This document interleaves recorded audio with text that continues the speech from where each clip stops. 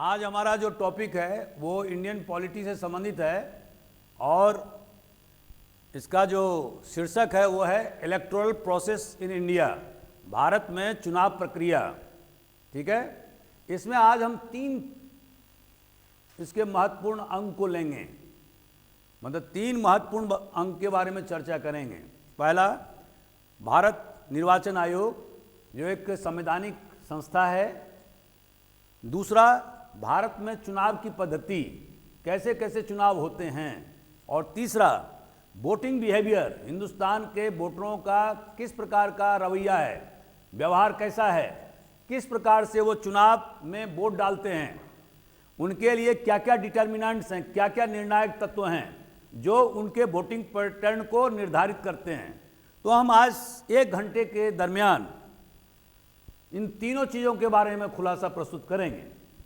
मुझे उम्मीद है कि आपको बहुत अच्छा लगेगा। तो दोस्तों, जैसा कि आप जानते हैं कि हिंदुस्तान में आज़ादी के बाद से जब हमारे देश में भारत का संविधान लागू हुआ 26 जनवरी 1950 को, जब संविधान सभा में संविधान का निर्माण हो रहा था, तो बहुत सारे जो आलोचक थे वो डॉक्टर भीमराव अंबेडकर का शिकायत किया और उन्होंने कहा कि जो ये संविधान बनाया गया है वो 1935 एक्ट जो था अंग्रेजों के द्वारा बनाया हुआ कानून, उसी का एक कार्बन कॉपी है, लेकिन सिर्फ और सिर्फ उसमें एडल्ट फ्रेंचाइज को, माने वयस्क मताधिकार, हिंदी में भी बोलता जाता हूं ताकि किसी को दिक्कत नहीं हो, मताधिकार, वयस्क मताधिकार को जोड़ दिया गया है। मैंने सिर्फ इतना ही जोड़ दिया, that is called adult franchise. आप जानते हैं कि हमारा देश का जो प्रजातंत्र है वो विश्व का सबसे बड़ा प्रजातंत्र है। हालांकि सबसे जो पुराना प्रजातंत्र है आधुनिक युग में वो है अमेरिका का, ठीक है, लेकिन क्योंकि वहाँ पर 1776 में आज़ादी हुआ उनको, और उसके बाद में 1789 में उनके संविधान के लागू होने के बाद वहाँ पर चुनाव की प्रक्रिया शुरू हुई। तो आप देखेंगे कि सबसे पुराना जो है, ओल्डेस्ट जो डेमोक्रेसी है अभी वर्ल्ड में, वो कहाँ है? अमेरिका में। लेकिन उसके पहले अगर आप जाएंगे तो सबसे ज़्यादा ओल्डेस्ट है ब्रिटेन में, ठीक है, क्योंकि ब्रिटेन को तो मदर ऑफ डेमोक्रेसी कहा जाता है, ठीक है, क्योंकि प्रजातंत्र की शुरुआत जो है वो हमें पता है कि 1215 ईस्वी के मैग्ना कार्टा चार्टर से शुरू हुआ था, वहीं से शुरुआत हुई थी। और धीरे धीरे ये हम देख रहे हैं कि वयस्क मताधिकार, और जो हम ओल्डेस्ट जो डेमोक्रेसी कह रहे हैं वो इस टर्म में कह रहे हैं कि जो मताधिकार का जो उपयोग बड़े पैमाने पर वो अमेरिका में सबसे पहले शुरू किया गया था। हमारे देश में सबसे पहला चुनाव कब हुआ दोस्तों? 1952 में, ठीक है, और इसके बाद से हर एक 5 साल पर चुनाव की प्रक्रिया होती रही है।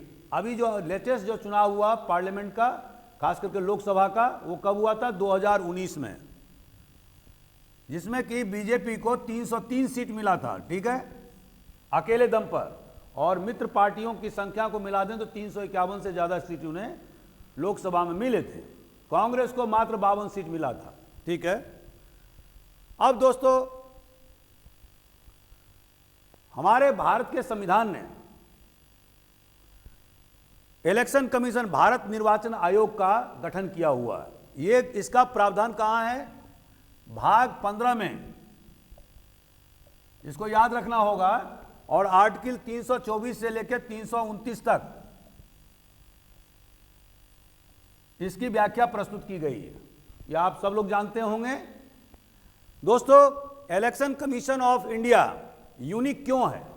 क्योंकि यह राज्यों और केंद्र के लिए एक फेडरल संस्था है। यह केवल केंद्र के लिए नहीं है, बल्कि आप देखेंगे इसको जो काम सौंपा गया है वो क्या क्या काम है। जो लोकसभा के चुनाव हैं, ठीक है, जो राज्यसभा के चुनाव होते हैं आप जानते होंगे। उसके अलावा राज्यसभा के चुनाव में कौन भागीदारी करता है? विधानसभा के सदस्य, ठीक है, और उनका जो चुनाव की प्रक्रिया आपको मालूम है कि उनका भी वही प्रकार से proportional representation by single transferable vote, एकल संक्रमणीय पद्धति के द्वारा समानुपातिक प्रतिनिधित्व प्रणाली के आधार पर किया जाता है, जैसे कि राष्ट्रपति के चुनाव में होता है। ठीक है। अब दोस्तों, इलेक्शन कमीशन ऑफ इंडिया को क्या क्या कार्य सौंपा गया है, तो पहला तो यह है कि पार्लियामेंट का चुनाव कराना, ठीक है, राज्यसभा का और लोकसभा का दोनों का। उसके बाद राज्य के विधानसभा और जो जहां जहां भी स्टेट लेजिस्लेटिव काउंसिल है उनका चुनाव कराना, यह भी किसका काम है? चुनाव आयोग का, भारत निर्वाचन आयोग का। और दूसरा काम क्या है? प्रेसिडेंट और वाइस प्रेसिडेंट के चुनाव का भी आयोजन करना भी भारत निर्वाचन आयोग का काम है। इसके अलावा अगर मान लीजिए कभी कभी ऐसा होता है कि मिड टर्म पोल होता है, मध्यावधि चुनाव जिसको कहते हैं, जैसे इंदिरा गांधी ने मध्यावधि चुनाव करवाया था, ठीक है, तो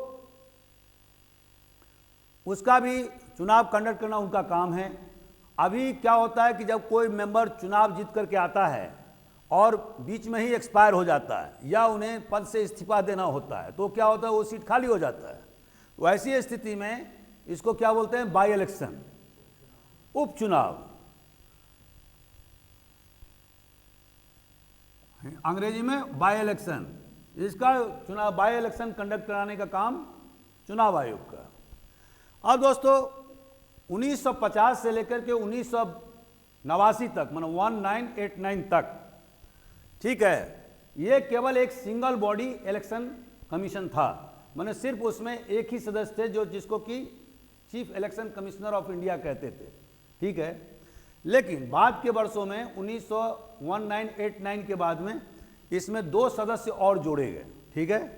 तो अब फिर उसको हटा दिया गया, फिर 1993 में फिर 2 सदस्य जोड़े गए।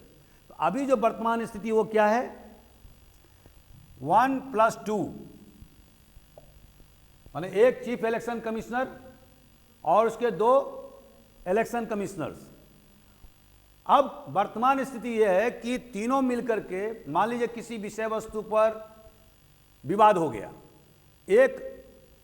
एक मत नहीं है, तो व्हाट विल हैपन? मेजॉरिटी से निर्णय किया जाएगा, ठीक है, बहुमत से निर्णय किए जाएंगे।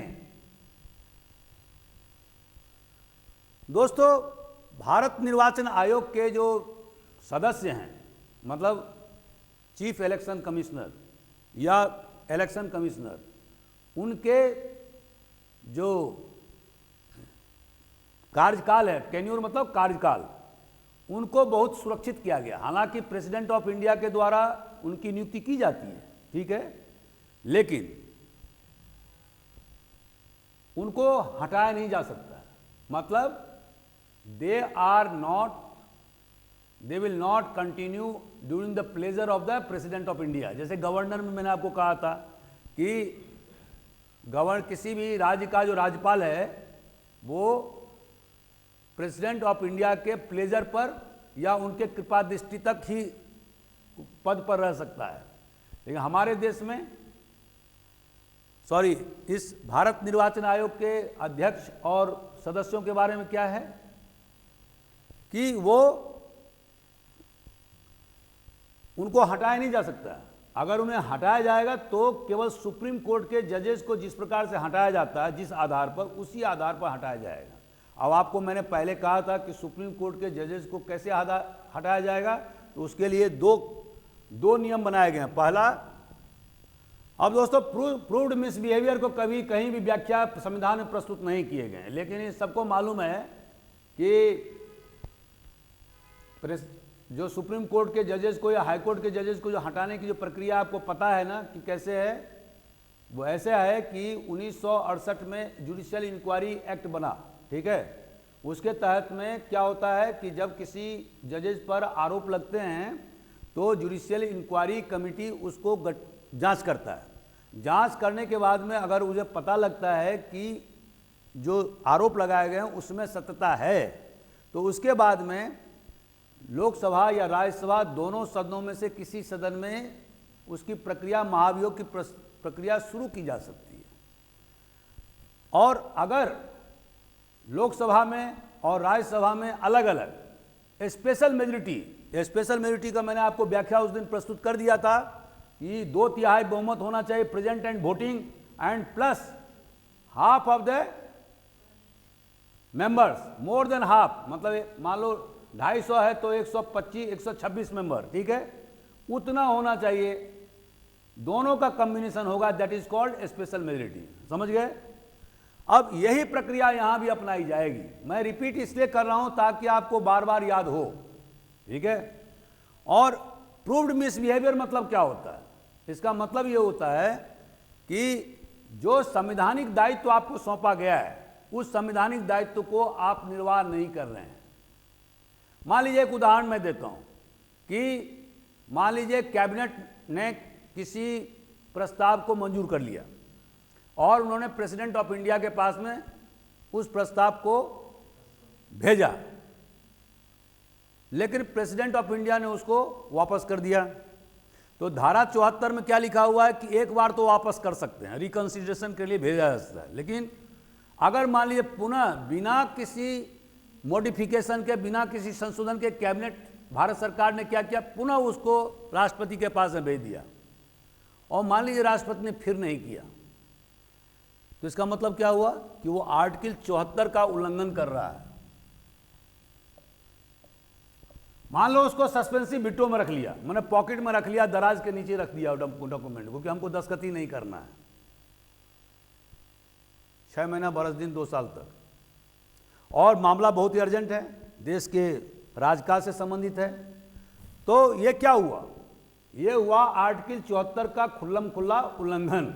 मतलब राष्ट्रपति को जो दायित्व सौंपा गया है उस दायित्वों से मुकरना, this is called proved misbehaviour.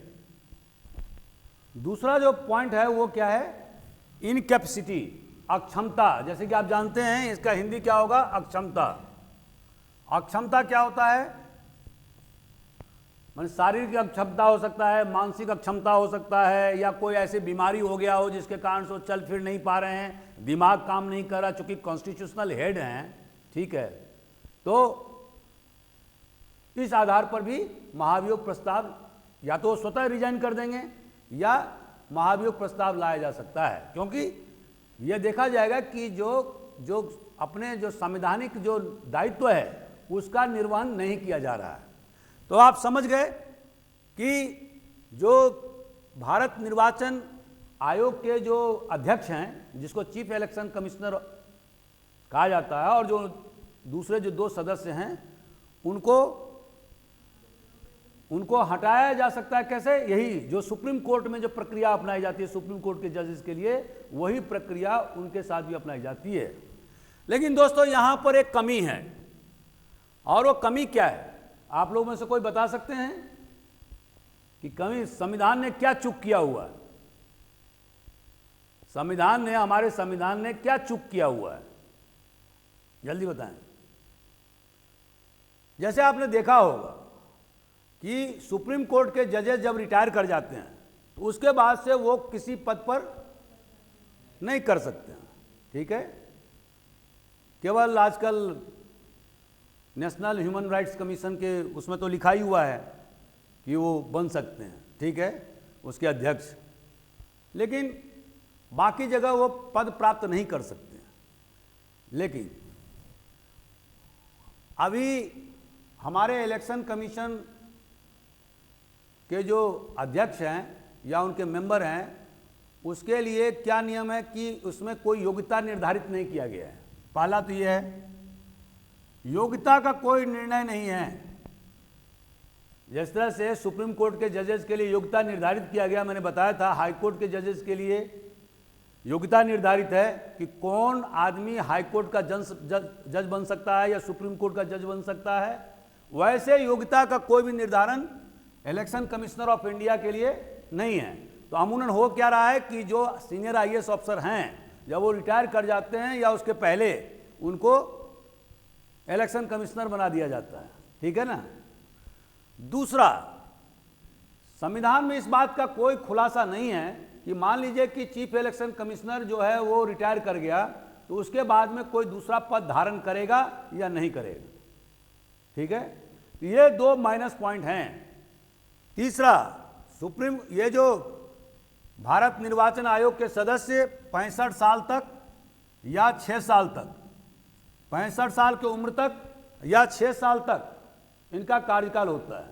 इसका मतलब क्या हो, जो भी पहले हो, मान लीजिए कोई भी व्यक्ति 63 साल की अवस्था में इलेक्शन कमीशन का मेंबर बना, तो कहने के लिए तो 6 साल है, तो अब रहेगा कितना साल, मात्र 2 साल, क्योंकि 65 साल पहले हो जाएगा। ये मैं आपको टुकड़े टुकड़े में, क्योंकि मुझे भी इतना टीचर ने खोलकर नहीं बताया कभी भी। 63 साल में कोई आदमी मान लीजिए भारत निर्वाचन आयोग का सदस्य बना, तो रह कितना सकता है, 2 साल, 65 साल, क्योंकि 65 साल पहले आ जाएगा। भले ही 6 साल कार्यकाल निर्धारित हो, ठीक है, लेकिन मान लीजिए कि कोई आदमी 58 साल की अवस्था में 58 ईयर्स में वो निर्वाचन आयोग का सदस्य बना, और उसका जो मैक्सिमम पीरियड होगा कितना होगा, 6 साल, तो 64 पहुंचेगा। अब मैक्सिमम पीरियड कितना है, 65, तो जो भी पहले हो, नियम संविधान में क्या लिखा हो, जो भी पहले हो, 65 साल या 6 साल, जो भी पहले हो, तो भले उसका उम्र उस समय में 6 साल पूरा करने के बाद में मात्र 64 साल होता है, माने 1 साल बच जाता है, फिर भी वो 64 साल में ही रिटायर हो जाएगा, because his tenure is fix for 6 years. ठीक है, अब क्लियरिटी है कि नहीं है आप लोगों को? चलिए दोस्तों, भारत निर्वाचन आयोग का काम क्या है? तो पहला काम है, जैसा कि मैंने आपको कहा कि प्रिपरेशन ऑफ इलेक्टोरल रोल्स। आप देखेंगे कि हमारे देश में जब देश आज़ाद हुआ उसके पहले क्या था, हमारे यहाँ सेपरेट इलेक्टेड का विधान था। मुसलमान कंस्टिट्यूएंसी से ही चुनाव लड़ सकते थे, इसीलिए हमारे देश का विभाजन भी हो गया, पार्टीशन हो गया। आज देश के आज़ादी होने के बाद में, संविधान लागू करने के बाद में हमारे यहाँ क्या हुआ, कंस्टिट्यूएंसी, टेरिटोरियल कंस्टिट्यूएंसी का निर्धारण किया गया। ठीक है, अब प्रत्येक कंस्टिट्यूएंसी के लिए वहाँ पर इलेक्टोरल रोल्स को क्या बोलेंगे, लोगों के जो जितने भी वोटर हैं उनका लिस्ट तैयार करना, वोटरों के, ऐसे लिखिए, वोटरों के लिस्ट तैयार करना। अब जब लिस्ट नहीं तैयार करेंगे तो आपको पता ही नहीं चलेगा कि किसको वोट देना है, किसको नहीं वोट देना है। तो दोस्तों, हमारे देश में जो वोटर का जो अब जो उसकी जो अहर्ता है वो क्या है, पहले संविधान में था 21 साल, अब हो गया 18 साल, राजीव गांधी गवर्नमेंट ने किया था। ठीक है, दूसरा, अगर कोई व्यक्ति मान लीजिए बैंकक्रप्ट हो गया है या अनसाउंड माइंड का हो गया है, दिमागी पागलपन का शिकार है, ठीक है, या कोई क्रिमिनल केस में वो दंडित हो गया है, तो ऐसे व्यक्ति को वोट डालने का अधिकार नहीं होगा, और साथ साथ चुनाव लड़ने पर भी मनाही होगी।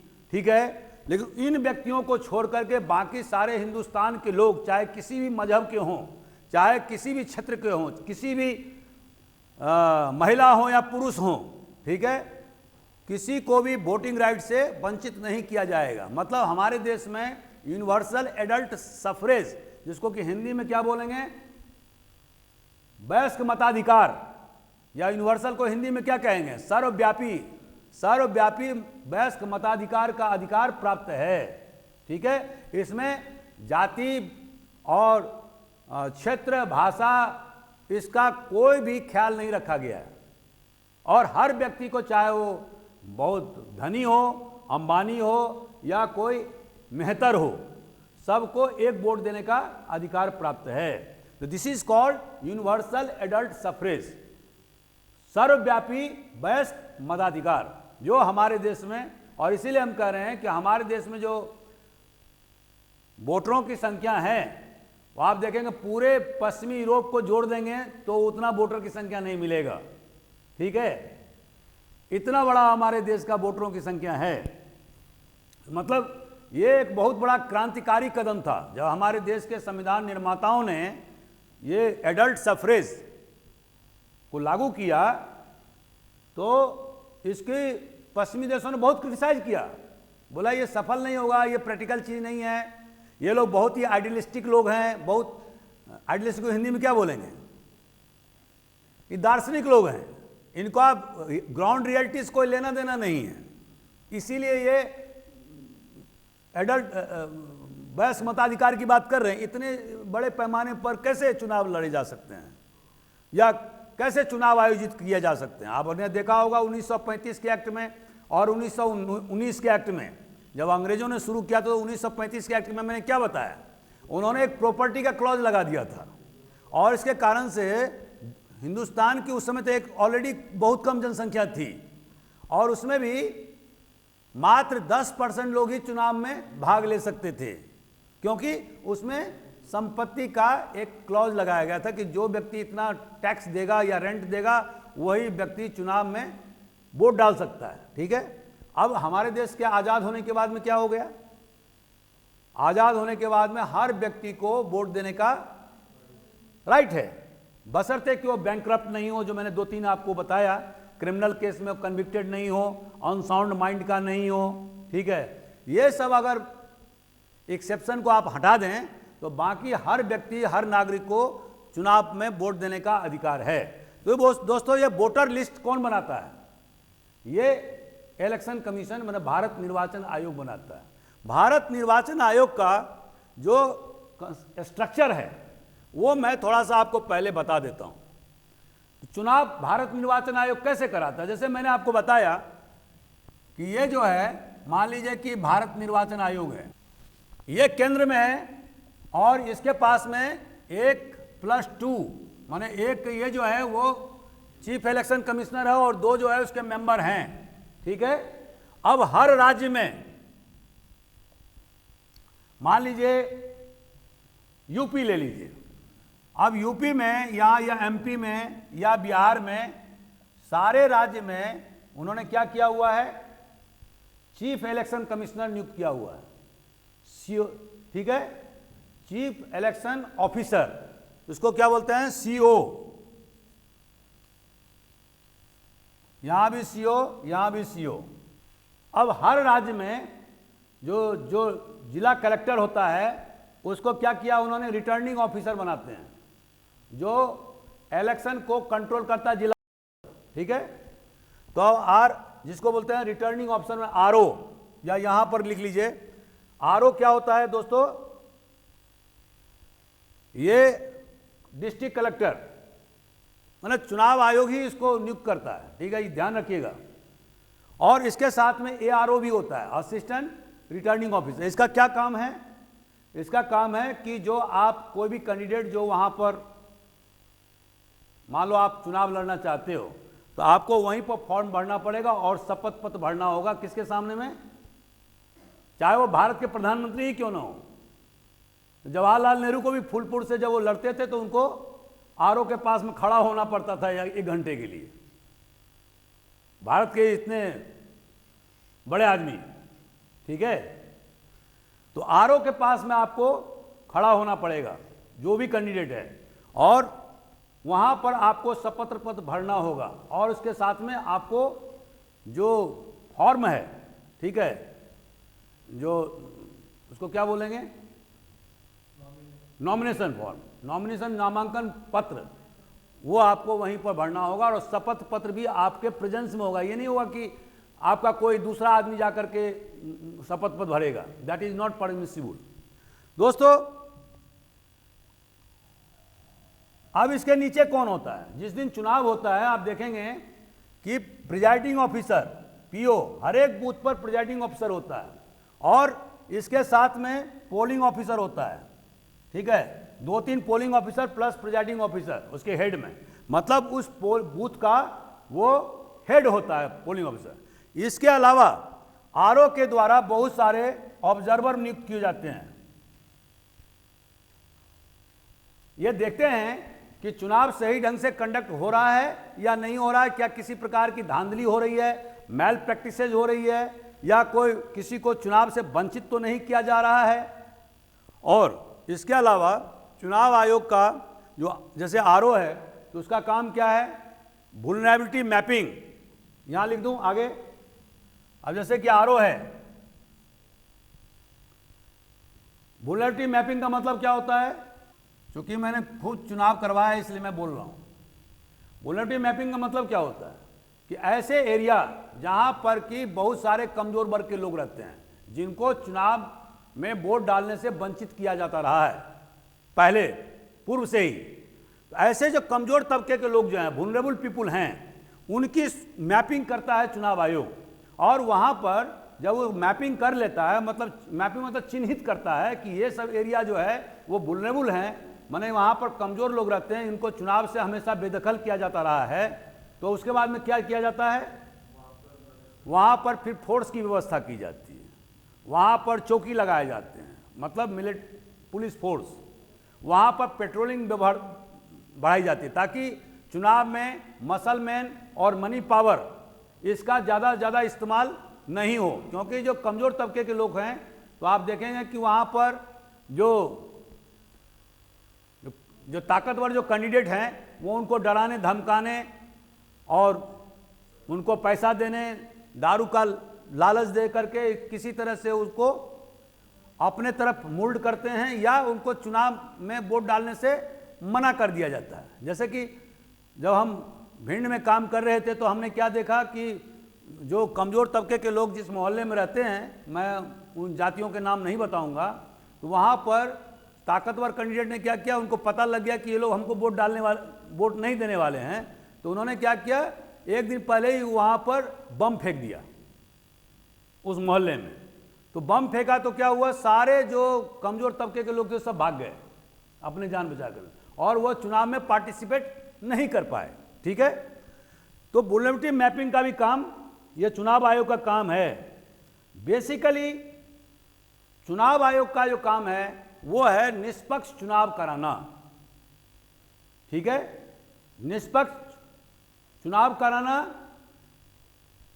टेक्नोलॉजी का अधिक से अधिक उपयोग करना ताकि धांधली से बचा जाए। ठीक है, इसलिए आपने देखा होगा कि 2003 के बाद से उन्होंने ईवीएम का इस्तेमाल, इलेक्ट्रॉनिक वोटिंग मशीन का इस्तेमाल करना शुरू कर दिया। ठीक है, इसके बाद अगला काम क्या है चुनाव आयोग का? पॉलिटिकल पार्टी को मान्यता प्रदान करना। कौन सी पॉलिटिकल पार्टी नेशनल पार्टी है या राज्य पार्टी है? आपको मैंने पहले बताया था कि किसी पार्टी को जनरल इलेक्शन के दौरान 4 राज्यों में मिलाकर अगर 4% वोट मिला है तो उसको क्या बोलते हैं? National party. अभी हिंदुस्तान में कितने नेशनल पार्टी हैं? आपको क्वेश्चन भी पूछा जा सकता है, तो आप क्या कहेंगे? BJP, Congress, Bahujan Samaj party, nationalist Congress party जो महाराष्ट्र की पार्टी है और अभी उसका खतरे में है नेशनल पावर, और एक कम्युनिस्ट पार्टी मार्क्सवादी सीपीएम। इस तरह से 4-5 जो मैंने अभी बताया, ये सब नेशनल पार्टी हैं, क्योंकि उनको 4 राज्य या उससे ज़्यादा राज्य में मिला के कुल 4% वोट मिले हैं। ठीक है, अगर किसी पार्टी को एक राज्य में 4% वोट मिला है जनरल इलेक्शन के दरमियान, तो उसको स्टेट पार्टी या रीजनल पार्टी का दर्जा दिया जाता है। ठीक है, ये क्लियर होना चाहिए, ये सब ऑब्जेक्टिव के सवाल हैं। इसके अलावा चुनाव आयोग का क्या काम है? सिंबल का आवंटन करना। जैसे आप देखेंगे मतपत्रों पर जो है वो कैंडिडेट के साथ में सामने सिंबल रहता है, चिन्ह, चुनाव चिन्ह हिंदी में बोलेंगे। तो सिंबल का आवंटन करना मतलब ताकि मतलब जो है लोग, बहुत सारे लोग जो हैं वोटर हैं वो अशिक्षित हैं अभी भी, तो नाम से नहीं समझ सकते हैं, तो इसलिए आप देखेंगे हर पार्टी को चुनाव आयोग ने एक सिंबल दिया हुआ है।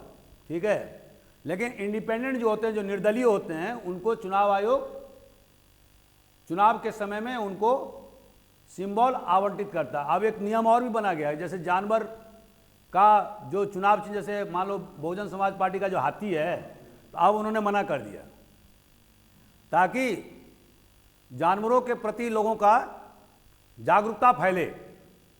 ठीक है, तो अब उन्होंने, जो पहले आपने देखा होगा कि आज़ादी के समय में 2 बैल, एक जोड़ी बैल कांग्रेस का चुनाव चिन्ह हुआ करता था, उसके बाद में गाय बछड़ा हुआ चुनाव का चिन्ह 1969 के बाद। अभी जो है ना हाथ का पंजे का निशान है, उसी तरह से बीजेपी का कमल का फूल है। समाजवादी पार्टी का क्या है चुनाव चिन्ह? साइकिल। हाँ।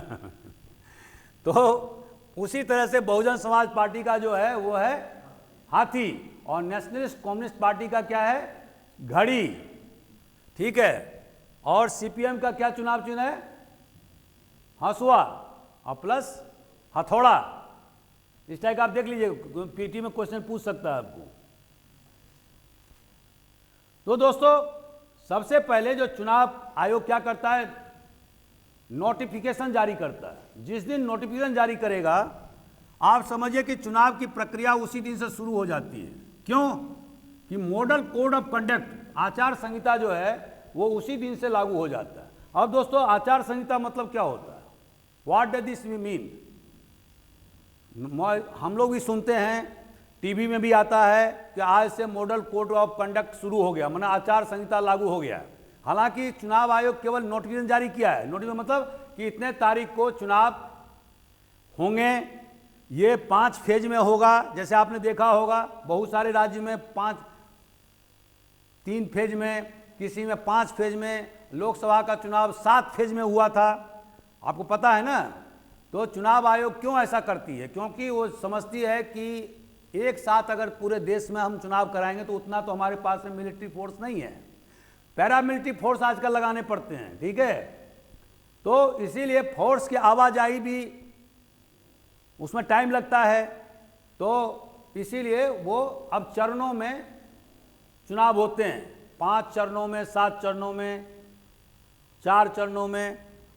तो सबसे पहले चुनाव आयोग ये नोटिस इशू करता है एक संवाददाता सम्मेलन के द्वारा, प्रेस ब्रीफिंग के द्वारा, कि हम इतने तारीख से चुनाव शुरू कर रहे हैं, और जिसमें कि फला फला राज्य में इतने तारीख को चुनाव होगा, और इस राज्य में इतने, मैंने वो पूरा शेड्यूल जारी करता है। जिस दिन शेड्यूल जारी करता है उसी दिन से मॉडल कोड ऑफ कंडक्ट लागू हो जाते हैं। अब दोस्तों, मॉडल कोड ऑफ कंडक्ट क्या होता है? आचार संहिता हिंदी में कहते हैं इसको।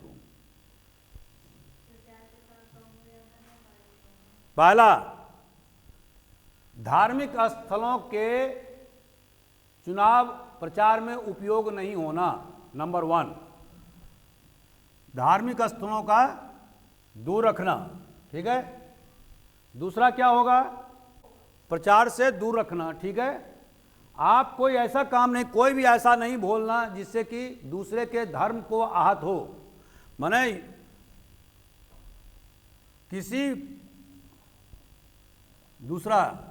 के द्वारा दूसरे के धर्म ऑब्लिक या घृणा का व्यवहार नहीं होना।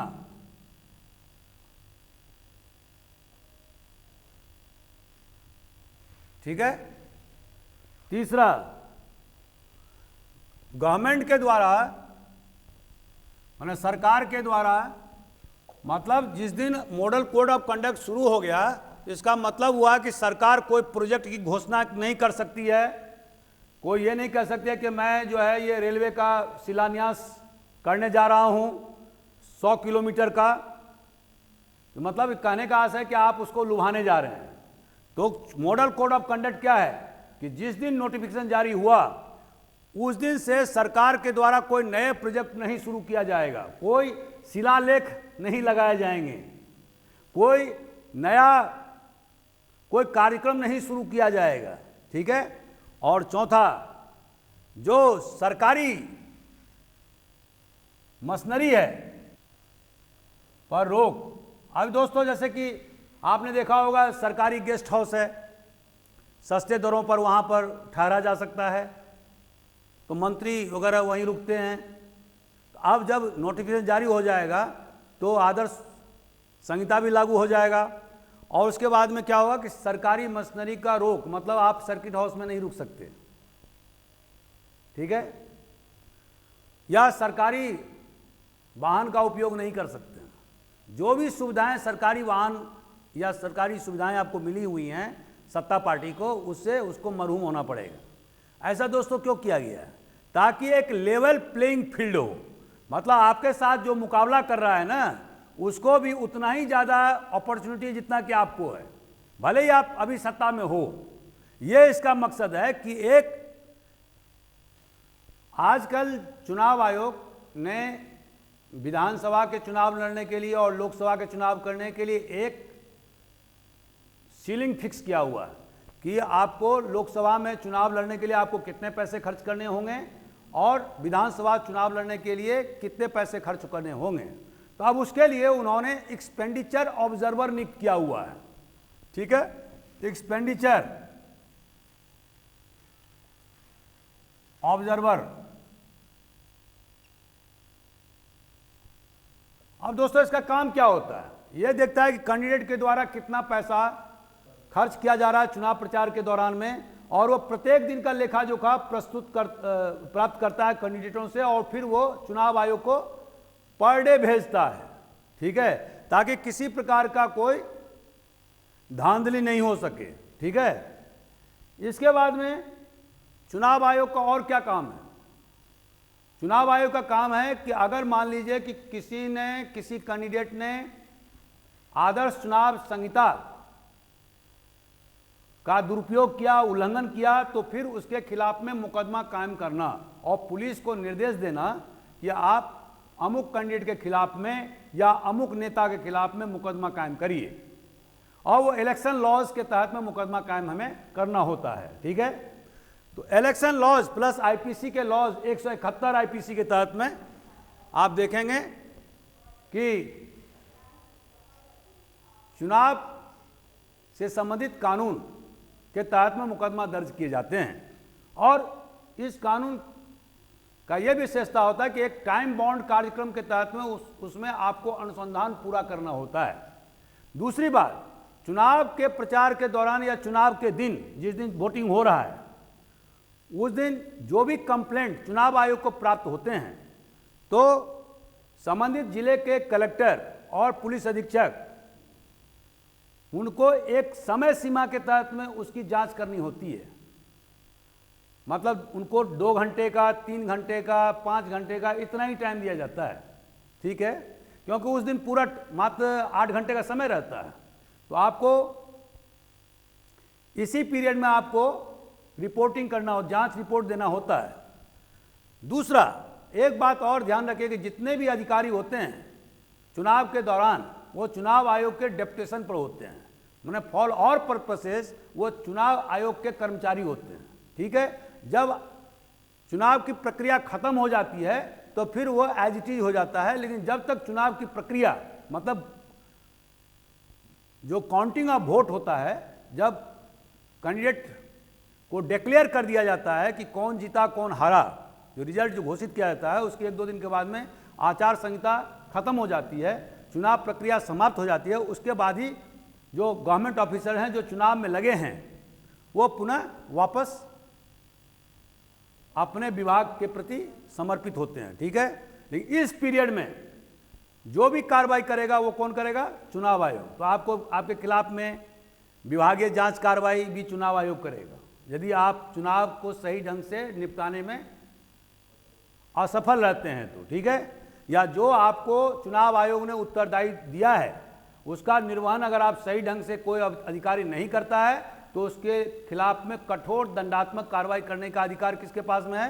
चुनाव आयोग के पास में, ठीक है दोस्तों।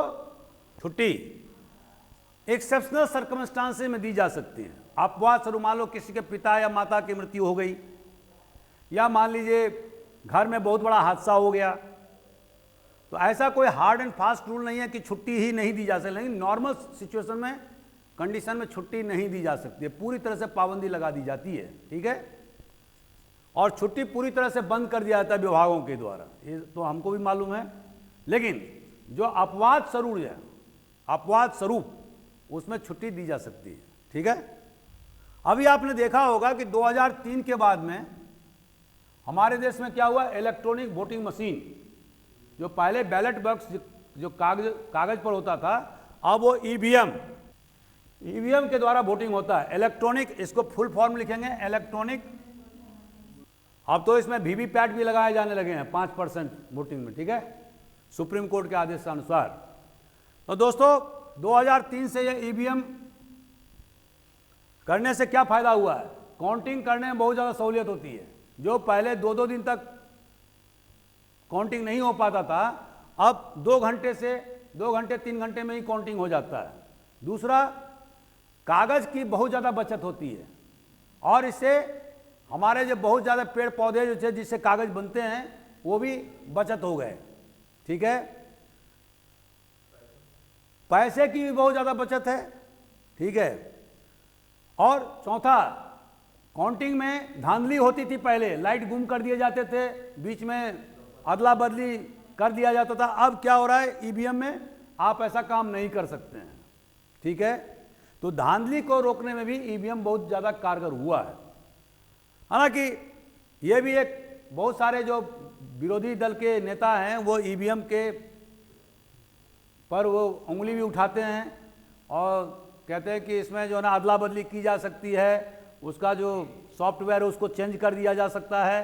हालांकि किसी ने भी चैलेंज के रूप में आज तक इसको सुप्रीम कोर्ट या हाई कोर्ट के जजेस के सामने में प्रस्तुत नहीं कर पाया। ठीक है, अगर उनके पास में कोई मटेरियल है तो वो कोर्ट के सामने में, भाई सत्य को उद्घाटित कौन करता है? कोर्ट करता है। तो कोर्ट के सामने में आप खड़े हो जाएं।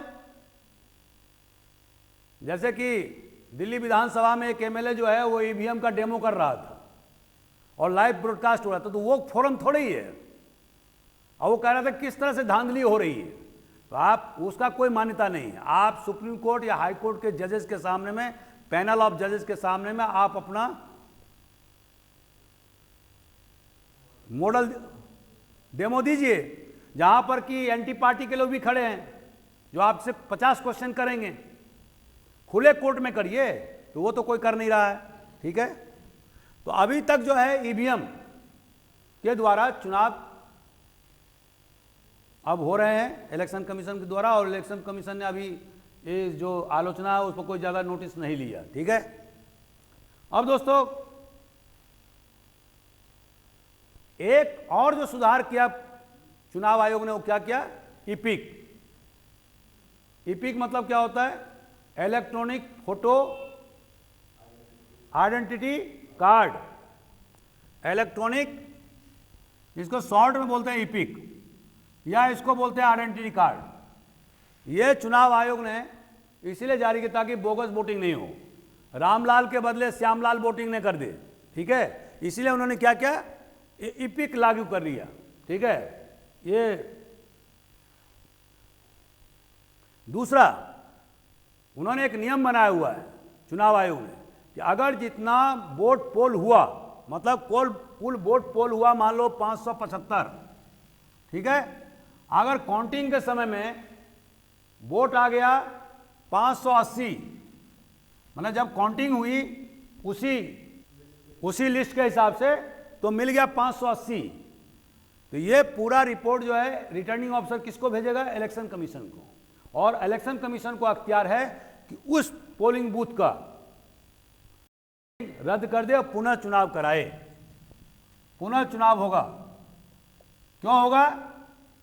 कि इसकी जो प्रासंगिकता है खत्म हो गई, क्योंकि वोट जो कराया वो था 515, 575, काउंटिंग कराया तो 580 हो गया।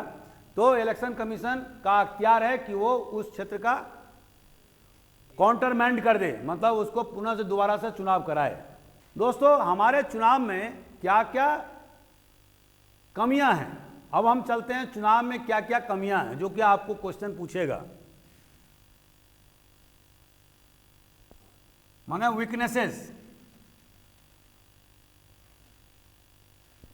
तो पहला है मनी पावर, माने धन, क्या बोलेंगे? धन शक्ति हिंदी में। धन शक्ति का बहुत ज़्यादा चुनाव में दुरुपयोग होता है। आप सब लोग जानते हैं, हम लोग भी जानते हैं, तो हमारे यहाँ नाक कान खुले हुए हैं।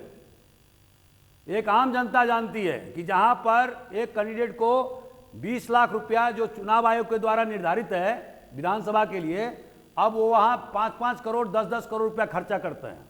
तो इसका मतलब क्या हुआ? जैसे मैंने आपको पूर्व के वीडियो में बताया कि जो ब्लैक मनी है वो चुनाव में ज़बरदस्त इसका इस्तेमाल होता है। तो this is called money power, मैंने धन शक्ति।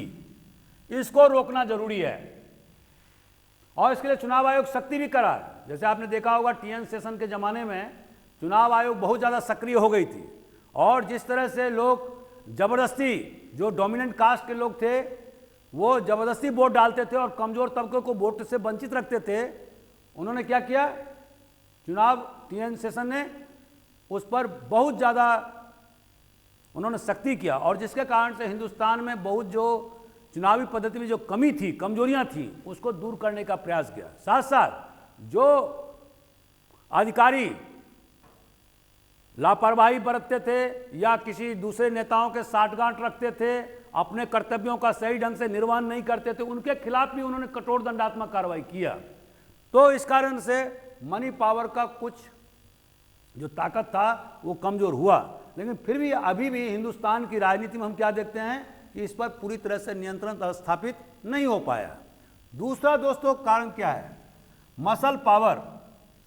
मसल पावर मतलब हिंदी में क्या होता है, बाहुबली। मन आप देखेंगे चुनाव में बाहुबल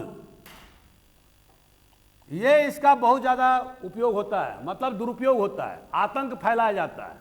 कुछ इलाकों में जो कैंडिडेट खड़े होते हैं वो इतने ज़्यादा बाहुबली होते हैं कि उनके नज़दीक में कोई या उनसे कोई प्रतिस्पर्धा या उनके खिलाफ में कोई चुनाव नहीं लड़ना चाहता है।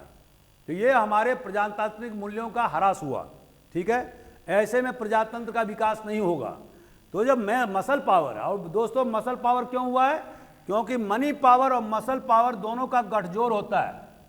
जब ब्लैक मनी का, जो उस दिन मैंने आपको लेक्चर में बताया था कि ब्लैक मनी का मसल पावर से बिना गठजोड़ का वो प्रभावी नहीं हो पाएगा, ठीक है। तो जो बाहुबल है उसका उपयोग हमारे देश के चुनाव में बहुत ज़्यादा पैमाने पर, खास करके विधानसभा के चुनाव में, एमएलए के चुनाव में बहुत ज़्यादा होता है, ठीक है। हमारे देश में ये विधान है, कि जो व्यक्ति जिसके खिलाफ में मुकदमा कायम है, जब तक वो कन्विक्टेड नहीं होगा, मतलब 2 साल से ज़्यादा का सज़ा नहीं मिलेगा, तब तक आपको उसको चुनाव से वंचित नहीं कर सकते हैं, ठीक है। तो अगर किसी खिलाफ में केस मुकदमा चल रहा है तो हमारा जो जूरिस्प्रूडेंस है, जो विधि विज्ञान, वो क्या कहता है कि जब तक कोई व्यक्ति आप सजायाब नहीं हो गया है तब तक वो अपराधी नहीं है, ठीक है। Nobody is criminal until proven guilty. This is the maxim of the principle of jurisprudence, विधि विज्ञान का ये फॉर्मूला है।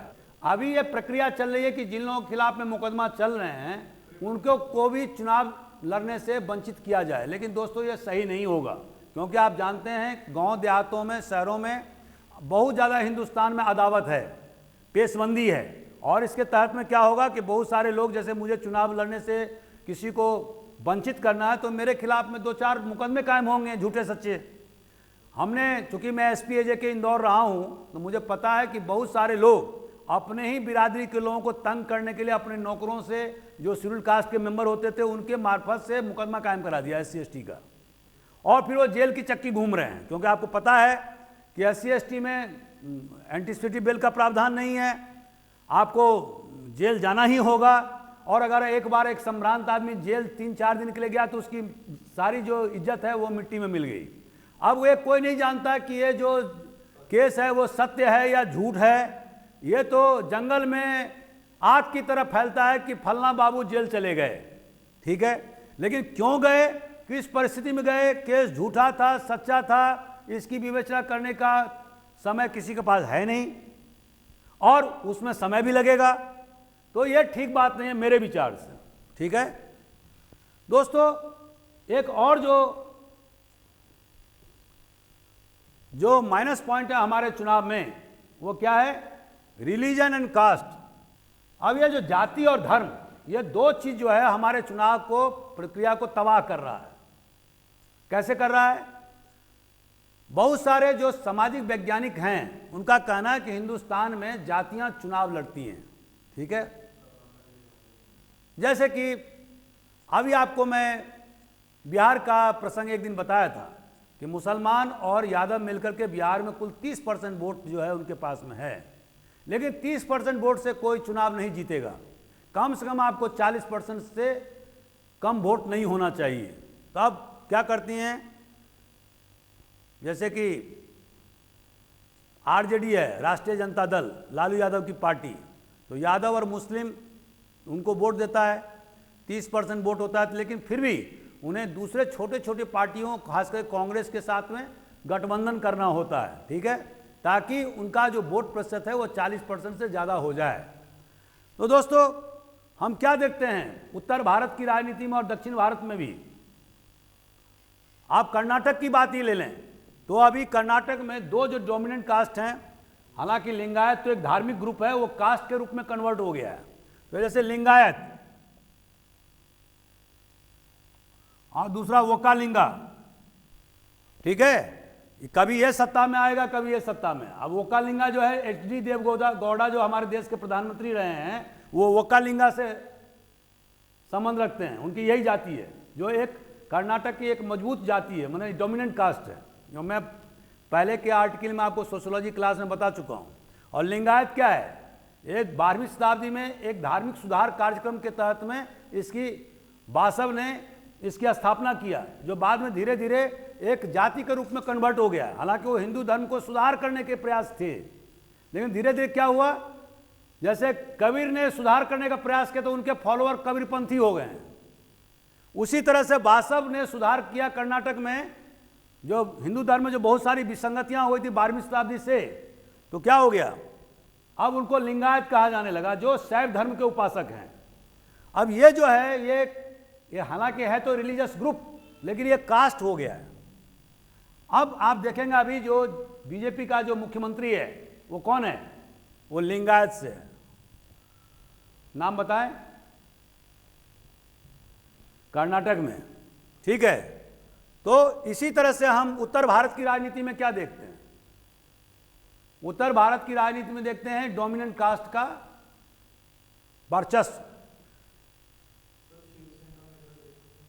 वो तो एक धार्मिक, माने वो तो इथनिसिटी पे बात करता है ना, कल्चर पर बात करता है।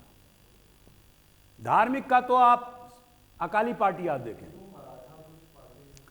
ठीक है। दूसरा आप धर्म, अब जैसे कि अकाली पार्टी है, उसका पूरा बेसी जो है वो धर्म पर आधारित है। अभी आपने बिहार में ऑल इंडिया AI जो असुद्दीन की जो पार्टी है, AIMIM क्या है पार्टी है, तो अभी बिहार के 5 सीट से चुनाव जीत गई है। और ये सीट कहाँ है, जहाँ पर कि पूर्वांचल का इलाका, जहाँ पर कि बांग्लादेश और दूसरे इलाके से आकर के मुस्लिम बहुल इलाके हो गए हैं। अब ये क्या शो करता है कि लोगों ने धर्म के आधार पर वोटिंग किया, ठीक है, और ये खतरनाक है। जैसे आज़ादी से पहले हमारे देश का जो बंटवारा हुआ, वो लोगों ने धर्म के आधार पर वोटिंग किया, सेपरेट इलेक्टेड के आधार पर। तो इसी तरह से हम क्या देखते हैं कि जाति और धर्म, इसके बारे में हम पूरी व्याख्या कर चुके हैं, पहले के वीडियो में आप देखेंगे। यह हमारे प्रजातंत्र के विकास के लिए नासुर है, एक कैंसर है, ठीक है। और लास्ट में मिसयूज ऑफ सरकारी मशीनरियों का दुरुपयोग। हालांकि आप देखेंगे कि इलेक्शन कमीशन इस पर बहुत ज़्यादा सख्ती से कार्रवाई कर रहा है, लेकिन फिर भी जो सत्ताधीश हैं, मैं नाम नहीं लेना चाहता किसी का, वो इससे बाज नहीं आते। तो हमारे देश में जो एक लेवल प्लेइंग फील्ड जो चुनाव आयोग की मंशा है, अभी भी वो पूरी तरह से कारगर नहीं हो पाई, खास करके सुदूर क्षेत्रों में, जहाँ पर कि प्रशासनिक तंत्र अभी भी हिंदुस्तान में कमजोर है, जहाँ पर कि इनएक्सेसिबिलिटी है, आवागमन के साधन दुरूह हैं, ठीक है, कम्युनिकेशन कठिन है, इंटरनेट का प्रवेश अभी नहीं हुआ है, ठीक है, मोबाइल काम नहीं कर रहे हैं। तो वहाँ गवर्नमेंट मशीनरीज का उपयोग या दुरुपयोग अभी भी बहुत ज़्यादा होता है, खास करके सत्ता पार्टियों के द्वारा। तो दोस्तों ये 4 पॉइंट 5 पॉइंट मैंने बताया, ये चीज़ आपको एग्जामिनेशन में लिखना है, ठीक है। अब हम जो हमारा लास्ट जो फेज मैंने अंश है इस टॉपिक का, वो है वोटिंग बिहेवियर। माना हमारे देश का जो वोटर है वो किस प्रकार से वोट देने में किस प्रकार का व्यवहार करता है, उसके जो वोटिंग बिहेवियर हैं उसके क्या क्या डिटर्मिनेंट्स हैं, what are the determinants of the voting behaviour of our people, what are, Hindi में भी लिख दूंगा, हमारे देश में जो वोटिंग बिहेवियर है, जो वोट करने की जो पद्धति है, उसके क्या क्या निर्णायक तत्व हैं। ठीक है। अब दोस्तों, जैसे कि वोटिंग बिहेवियर मतलब क्या होता है, व्हाट डज दिस मीन में वोटिंग बिहेवियर, वोटिंग बिहेवियर में देखेंगे प्रेफरेंसेस, ये याद रखिए। प्रेफरेंसेस मतलब क्या होता है, जैसे मैं आपको बहुत लाइक करता हूं, दिस इज कॉल्ड प्रेफरेंसेस। आपकी बहुत सारी बुराइयां हैं फिर भी मैं आपको लाइक कर रहा हूं, this is called preferences. Ideological moving, मान लीजिए मैं कम्युनिस्ट हूं, तो हमारा यदि मान लो कोई कैंडिडेट यहां इंदौर में खड़ा हुआ तो हम उसको कम्युनिस्ट को वोट देंगे। ठीक है। तो प्रेफरेंसेस एक तो हमारा पर्सनल चॉइस है, प्रेफरेंसेस, या दूसरा क्या हुआ, इडियोलॉजी, माने विचारधारा। ठीक है। तीसरा अल्टरनेटिव, अल्टरनेटिव मतलब हिंदी में क्या होता है अभिषेक, अल्टरनेटिव मैंने हम कहें इसका अल्टरनेटिव क्या है, माने इसका पूरक क्या है, इसके बदले में क्या है। तो जैसे मान लीजिए कि कोई सरकार या कोई एमपी पिछले 5 बार से चुनाव जीत रही है, तो हमारे दिमाग में यह बात आया, हम लोगों के विचार में कि नहीं, अब दूसरे आदमी को ही आजमाना चाहिए। हालांकि वो व्यक्ति बहुत अच्छा है, आपका काम भी बहुत अच्छा किया है, रोड बनाया है, पुलिया का निर्माण किया है, अस्पताल खोला है, लेकिन लोगों ने कहा कि नहीं, अब ये 5 बार से 25 साल से एमपी रह रहे हैं, अब हम लोग अल्टरनेटिव को चांस देना चाहते हैं। ठीक है। तो वोटिंग बिहेवियर जो है ना, इससे भी प्रभावित होगा। तो ये दिस इज द, ये सब सारे कारक हैं वोटिंग बिहेवियर के। आप समझ रहे हैं मेरी बात को, या आपको नया लग रहा होगा थोड़ा सा। ठीक है। अभी तक तो आप पुरानी बात 11th-12th में पढ़ते रहे हैं, लेकिन अब जो हम बता रहे हैं वो सब नई बातें हैं, और ये सब हैं कमीशन के पर्पज से। तो दोस्तों, ये वोटिंग बिहेवियर जानना क्यों जरूरी है, वाई, क्योंकि इससे हमें पॉलिटिकल सोशलाइजेशन में मदद मिलती है। राजनीतिक समाजीकरण, वोटिंग बिहेवियर पढ़ना जरूरी इसीलिए है, समझना जरूरी इसलिए है कि उस देश के सामाजिक राजनीतिक समाजीकरण या पॉलिटिकल सोशलाइजेशन के बारे में हमें जानकारी मिलती है। दूसरा, यह भी जानकारी मिलती है कि लोग जो देश के पॉलिटिकल स्पेक्ट्रम के बारे में, सोशियो इकोनॉमिक कंडीशन के बारे में क्या सोचते हैं, माने नागरिक, किसी देश की जनता, ऐसे लिखो, किसी देश की जनता वो क्या सोचते हैं, उनका डायरेक्शन क्या है, उनका दिशा क्या है। आप देखेंगे कि बहुत सारी जब प्रशासन वगैरह फेल हो जाता है या कोई आफत आसमानी आती है और जिसमें कि प्रशासन पूरी तरह से पंगु हो जाता है, तो लोग क्या कहते हैं, आप गांव में, इलाकों में, शहरों में आप सुनते हुए पाएंगे कि अरे यार यहाँ प्रशासन एकदम पंगु है, जब तक यहाँ पर डिक्टेटरशिप नहीं होगा, डंडा लोगों को नहीं से पीटा नहीं जाएगा, जब तक अधिनायकवादी हिटलर जैसे व्यवस्था होना चाहिए। ठीक है। लोगों का व्यू चेंज होने लगता है कि लोग जानते हैं कि ये प्रजातंत्र बेकार चीज़ है, इसमें कोई डिलीवरी नहीं होता है, लोग अपने मनमर्जी का काम करते हैं, कोई भी जो है जो लोगों को या स्वास्थ्य या शिक्षा के क्षेत्र में या आपात क्षेत्र में, जैसे भूकंप हो गया, तो वहाँ पर जिस प्रकार से राहत कार्य होना चाहिए वो नहीं होता है, तो लोग का उस सिस्टम से विश्वास उठने लगता है। ठीक है। और जब चुनाव होता है तो लोग उसी पद्धति में फिर चुनाव में वोट देना शुरू कर देते हैं। ठीक है।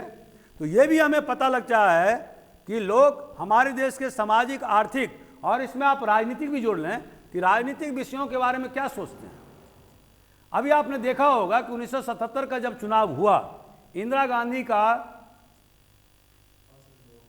जो आपातकाल उन्होंने हटाया और 2 साल तक आपातकाल रहा, तो लोगों ने पूरे उत्तर भारत में क्या किया, कांग्रेस को पूरी तरह से सफाया कर दिया। ठीक है, ऐसा क्यों हुआ? क्योंकि लोग ये सोचने लगे कि अगर इंदिरा गांधी कंटिन्यू कर गई तो देश में अधिनायकवाद हो जाएगा, प्रजातंत्र समाप्त हो जाएगा। ठीक है, ये उनका सोचना था। और उस तरह से उसमें क्या हुआ, एक लहर चली, वेव।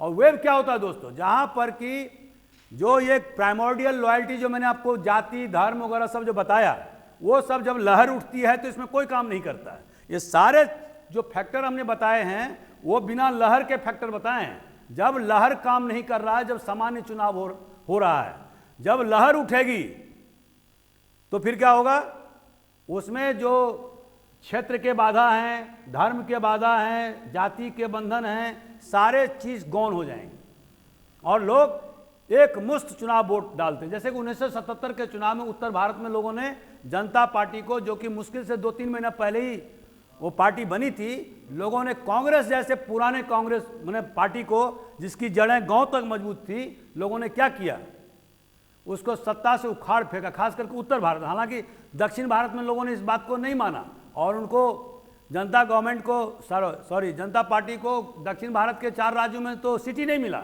वहाँ पूरे के पूरे कांग्रेस को 150 से ज़्यादा सीटें मिली। ठीक है, वो मैंने साउथ ऑफ नर्मदा नदी के दक्षिण के लोगों पर इसका प्रभाव नहीं पड़ा। ठीक है,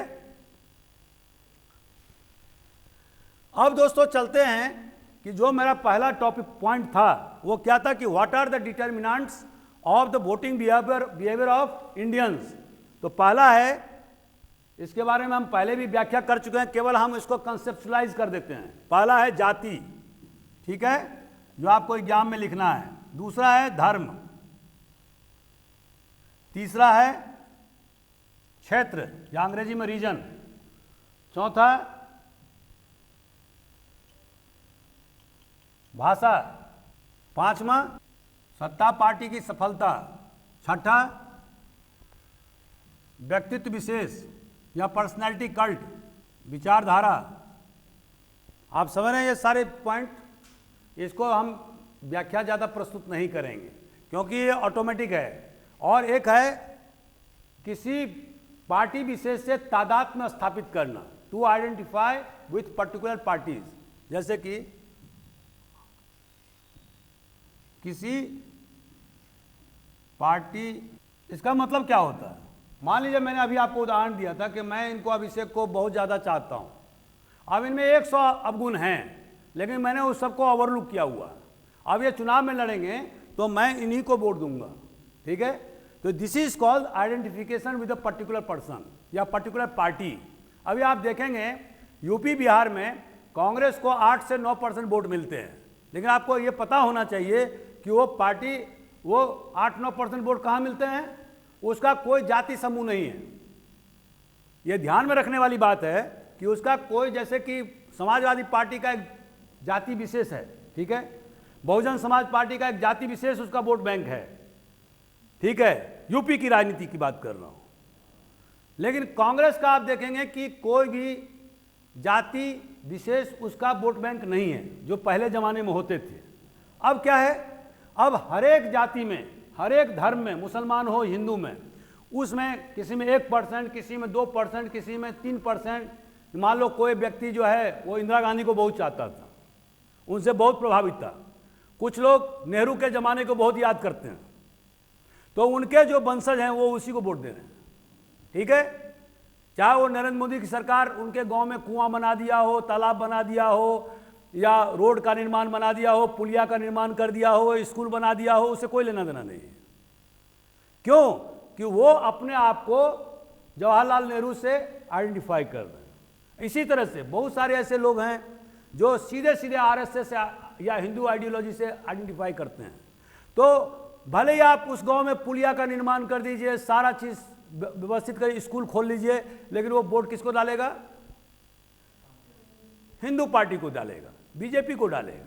ठीक है, नहीं, वो बट नेचुरल है, this is a part of. ये कोई हमारे देश में हो रहा है ऐसी बात नहीं है, कि ये अमेरिका में भी और ब्रिटेन में भी और दूसरे जो प्रजातांत्रिक देश हैं वहाँ पर कुछ लोग जो है व्यक्ति विशेष से या पार्टी विशेष से अपने आप को आइडेंटिफाई कर लेते हैं। अभी कांग्रेस का यूपी में क्या स्थिति जो मैं आपको बता रहा था, वहाँ पर ब्राह्मण जो पहले उसको 80% वोट देते थे, अभी भी देते हैं, लेकिन ब्राह्मण कितने परसेंट वोट देते हैं? 10%। अभी 60-70% वोट किसको देते? बीजेपी को देते हैं। ठीक है, तो हर जाति के, हर धर्म के मुसलमान भी वोट देते हैं कांग्रेस पार्टी को, लेकिन कितने देते हैं? 10 से 15%। मैक्सिमम लोग मुसलमान किसको वोट देते हैं? समाजवादी पार्टी को 60%। 20-25% वोट किसको देते हैं? बहुजन समाज पार्टी को। और बाकी जो बच जाता है 10-15% वो किसको देते हैं? कांग्रेस को। क्यों देते हैं? बोले नहीं, कांग्रेस के ज़माने में हमारे पिताजी को नौकरी लगी थी तो हमारा परिवार बच गया था, तो मैं तो वोट उसी को दूंगा, राहुल गांधी को वोट दूंगा, उसका बच्चा है। ठीक है, इंदिरा गांधी ने हमारे लिए बहुत कल्याण किया तो मैं उनको वोट दूंगा। राजीव गांधी का बेमौत मारा गया हो, हमें उससे बहुत हमदर्दी है, मैं उनको, उनके बच्चे को वोट दूंगा। तो ये जो कमिटेड लोग हैं, ठीक है, वो वेब में भी नहीं चेंज होते हैं।